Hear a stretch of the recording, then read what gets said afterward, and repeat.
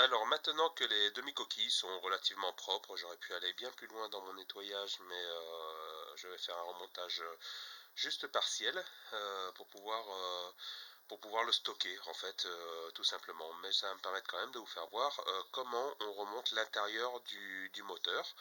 Donc j'ai deux demi-coquilles, voilà, je n'ai pas retiré les, les tiges de culasse, mais voici comment se composent les deux demi-parties. Voilà, j'ai laissé à l'intérieur là les poussoirs de soupapes.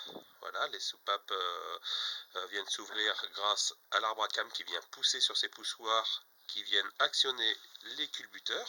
Je vais remonter correctement l'arbre à cam et le vilebrequin ainsi que la pompe à huile. Alors ici je repère donc bien l'arrière de mon moteur, l'avant de mon moteur, hein, facile à revoir, et je vais venir placer à cet endroit-là le vilebrequin et à cet endroit-là l'arbre à cam. L'arbre à cam et le vilebrequin se calent grâce à un repère qu'ils ont chacun sur leurs dents.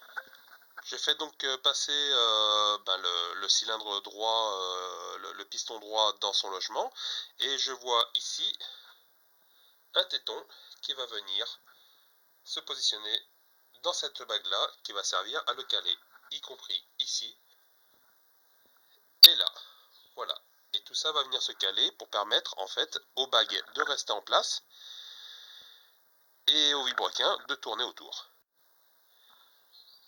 Donc très rapidement je me retrouve avec les deux bagues ancrées dans les petits tétons, et là tous les trous qu'on voit c'est les trous de graissage. Donc l'huile arrive directement par ces ouïes d'ouverture entraînée par la pompe à huile. Vous voyez que la pompe à huile est ici, va pousser l'huile à l'intérieur. L'arbre à cam et le vilebrequin doivent se caler, et on voit ici, si c'est visible, ça va être un peu compliqué, voilà. Vous voyez une des dents du vilebrequin qui est marquée d'un trait, et ici il y a deux dents de l'arbre à cam, voilà, marquées de deux traits, et il faut évidemment venir intercaler la dent du vilebrequin entre les deux dents de l'arbre à cam pour que la distribution soit calée. Je repositionne donc tout d'abord le corps de la pompe à huile sur l'arbre à cam avant de le repositionner. Ici le corps de la pompe à huile et le nez de l'arbre à cam.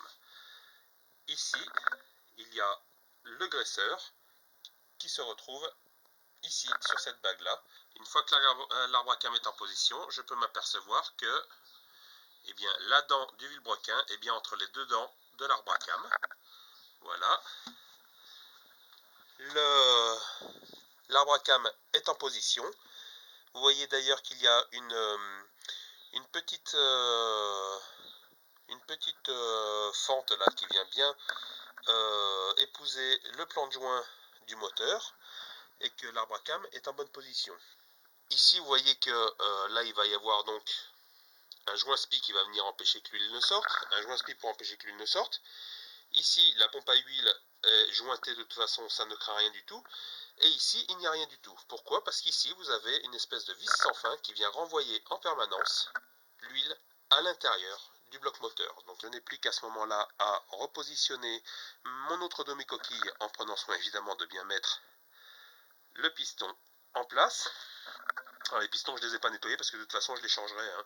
Alors la pompe à huile, je la positionne, voilà. Vous pouvez voir que de toute façon les filetages de l'écrou ne peuvent pas être mis autrement. Donc je la prépositionne ici, voilà, de façon à ce qu'elle ne bouge pas. Et par précaution, je vais prévisser deux boulons ici, de façon à ce qu'elle ne bouge pas, voilà, et qu'elle reste bien en place. Je vérifie évidemment que rien n'est bougé.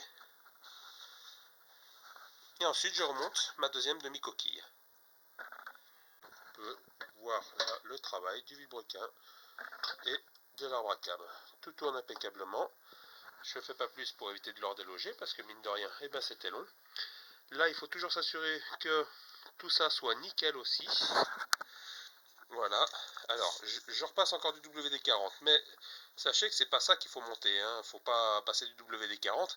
Là je le passe juste pour m'assurer que ça ne grippe pas, mais il existe une huile spéciale, une graisse spéciale pour tous ces plans de joint pour éviter que ça ne grippe. Donc là aussi je peux en passer un peu, hein, WD-40, mais il existe une huile spéciale quand en remontage on remonte en vrai un moteur, il faut absolument faire ça.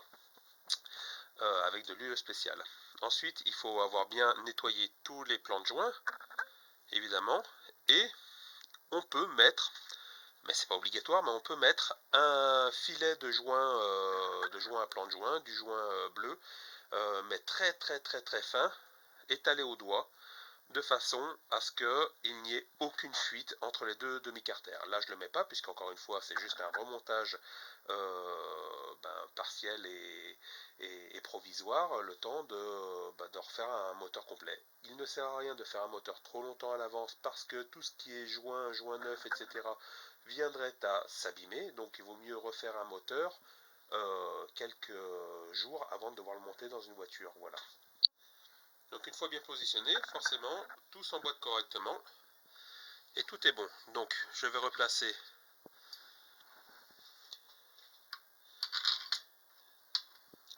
les écrous de façon à le rassembler. Les 4 écrous ont été remontés. Voilà. Et je m'assure juste que tout bouge impeccablement, y compris l'arbre à cam. Voilà. Donc tout est suffisamment graissé. Je vais pouvoir remonter maintenant les chemises que je vais d'abord nettoyer. Voilà, les deux cylindres sont remontés. Je vais pouvoir maintenant poser les tiges de culbuteur. Alors, remontage des tiges de culbuteur, évidemment, comme je l'avais fait, j'avais bien noté gauche et droite, admission et échappement, donc je les ai remises au bon endroit, évidemment. Ici, sachant que nous parlons bien du cylindre gauche et du cylindre droit, voilà, toujours en ordre de marche.